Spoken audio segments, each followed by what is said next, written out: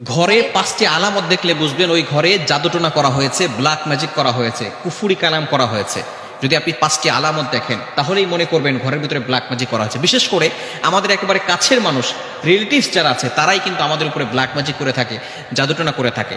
কেন করে? 1 নাম্বার কারণ হচ্ছে দুশ্মনের কারণে করে, 2 নাম্বার কারণ হচ্ছে হিংসার কারণে করে, 3 নাম্বার কারণ হচ্ছে তারা লোভের কারণে করে। কারণ আপনাকে যদি দুনিয়া থেকে বিদায় করা যায় তাহলে তারা সম্পত্তি হাতিয়ে নিতে পারবে, এজন্য তারা ব্ল্যাক ম্যাজিক করে থাকে। বিশেষ করে 5টি আলামত যদি আপনার ঘরের ভিতরে দেখেন তাহলেই মনে করবেন আপনার উপরে ব্ল্যাক ম্যাজিক করা হয়েছে। আপনি দ্রুত কোরআন থেকে সমাধান নেওয়ার চেষ্টা করবেন। নাম্বার 1 নাম্বার হচ্ছে যদি আপনার ঘরের ভিতরে সবসময় ঝগড়া লেগেই থাকে, স্বামী স্ত্রীকে দেখতে পারে না, স্ত্রী স্বামীকে দেখতে পারে না, একজন আরেকজনকে সহ্য হয় না, অনেক সময় ছেলে বাবাকে দেখতে পারে না, বাবা ছেলেকে দেখতে পারে না, এরকম যদি সমস্যা হয়, সব সময় ঝগড়া লেগেই থাকে, তাহলে মনে করবেন কেউ আপনার ঘরে ব্ল্যাক ম্যাজিক করেছে।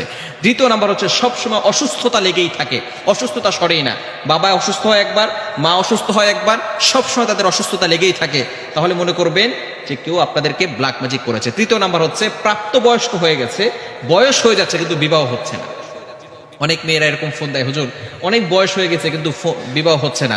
এটা কিন্তু জাদুটোনা ব্ল্যাক ম্যাজিকের একটি অন্যতম লক্ষণ, স্পষ্ট লক্ষণ, এই জন্য অবশ্যই সতর্ক থাকতে হবে। এবং 4 নাম্বার হচ্ছে রিজিকে বারাকা না থাকা। টাকা পয়সা ইনকাম করছে কিন্তু কোনো বারাকা নাই, বারবার খরচ হয়ে যাচ্ছে।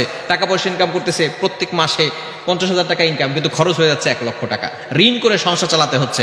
রিজিকে যদি বারাকা না থাকে তাহলে মনে করবেন যে আপনাদেরকে কেউ জাদুটোনা করেছে, ব্ল্যাক ম্যাজিক করেছে। 5 নাম্বার হচ্ছে ঘরের ভিতরে অস্থিরতা কাজ করে, দম বন্ধ হয়ে যায়, ঘরে থাকতে ভালো লাগে না।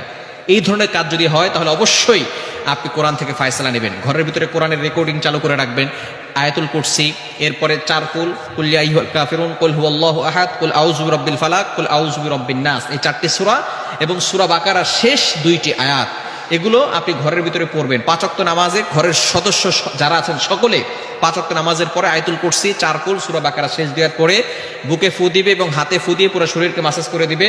এবং সকলকে মাস্ট বি নামাজ পড়তে হবে, নামাজের পরে আমলগুলো করতে হবে। এবং মাগরিবের নামাজের পরে বিশেষ করে সূরা বাকারার তেলাওয়াত যতটুকু পারেন করবেন।